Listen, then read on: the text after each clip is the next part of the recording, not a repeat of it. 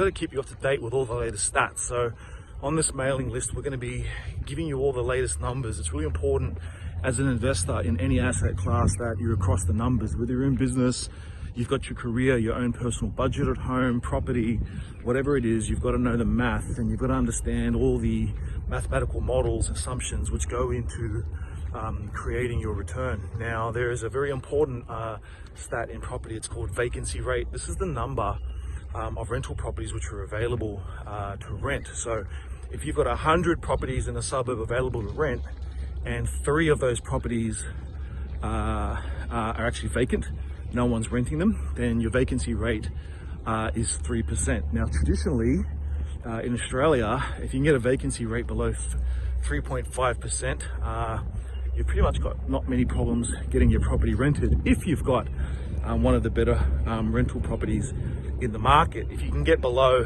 2.5%, 2%, well, you've got really no problems at all. Again, as long as you've got the right type of accommodation for that particular market, it's priced well, and it's competitive. You know, it's not a shitbox, so to speak. The national vacancy rate, this is vacancies across the whole country, it's dropping. So just in the last few months, it's gone from 2.2% down to 2.1%. Doesn't sound like a big number, but the trend is downwards. That's very, very important as an investor. Sydney in the last couple of years has come from a low of around 1.4, 1.5, 1.6%.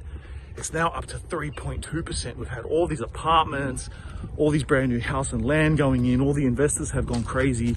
There's a lot of supply in the market, and rental yields are coming down. There's a lot of investors right now that have paid too much for their property, paid too much for an apartment, paid too much for their land. They've lost money. Many of them can't settle, and also they can't get a tenant. And this is due to, a lot of the time, obviously they didn't get any expert advice, or they went to an expert, a fake expert, and got the wrong advice, and they bought at the peak of the market. Really bad thing to do. It can set you back 10 and 15 years. If you think about it, very hard to come up with 60, 70, 100, 120 grand to get into property, and holy shit, you make a bad decision.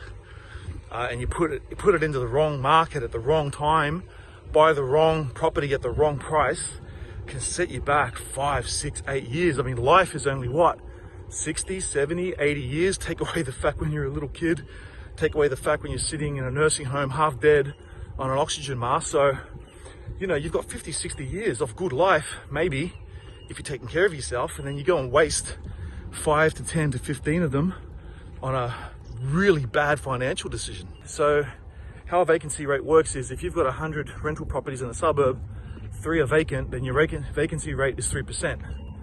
All right. With all of my properties, I don't have any vacancy issues. I've always invested in areas where the vacancy rate has been 3.5% and below. I love it when it gets even lower than that, 2%, 1.5%. But you know what? Even if it's up around that 3.5%, if I've got the best property, best price, best location in an area, and half of those vacancies, you know, 1.5, 2% of those vacancies, the properties are old and run down and shitty, and no one wants to rent them, and that's why they're just sitting on the market empty, well, then that's also good. So, you know, you've got to understand, when you're looking at numbers, you've got to know the story behind the numbers.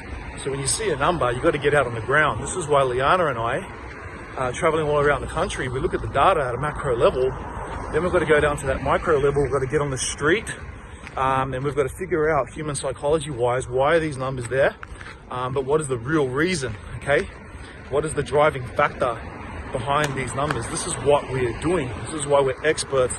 This is why we've made so much money in property, why we've been able to buy so many guys. And then you've got, remember that vacancy rate is an average vacancy rate for a capital city. And then within the capital city, there's suburbs, there's sub-markets. So some markets have a really high vacancy rate, some have a very low. So you've got to look underlying that. And look, this is one of the trends that you've got to look at to be able to make your money in property. So guys, vacancy rate, very important statistic. We're seeing there's still a lot more supply to come on in Sydney. This is why we're saying Sydney is not going to see any significant price growth for at least 5 to 6 years. Melbourne, the population growth in Melbourne is astounding. In fact, West Melbourne, the population growth there is 300% more than the national average. I'm positioned in West Melbourne. We've got more property deals that we've negotiated in West Melbourne, so really good area. And the vacancy rates there are very low in selected areas. You've got to stay away from, there are pockets there that are high crime, very high unemployment. Stay away from them, but there are some actually real blue chip, high income, I'm talking top 5 suburb income areas in West Melbourne. So that's something to think about. And then when you're in Brisbane, the vacancy rates in some suburbs are extremely low, and we're getting yields on houses and townhomes from anywhere from 4.5 to 5.5%, which is really fantastic. So guys, keep vacancy rate in mind. If you go to Google and you type in SQM research, vacancy rate, SQM research, vacancy rate, you'll come up with the SQM website. You can get a lot of vacancy data there. It doesn't break it down to the granular level that Liana and I get, but it'll at least give you a capital city level and a postcode / suburb level. It's a really good place to be able to start. Watch your vacancy rates, guys. Be very careful out there. You've got 80, 100 grand to spend. Don't blow it. Be careful. Know the numbers, get the numbers. Okay guys, thanks.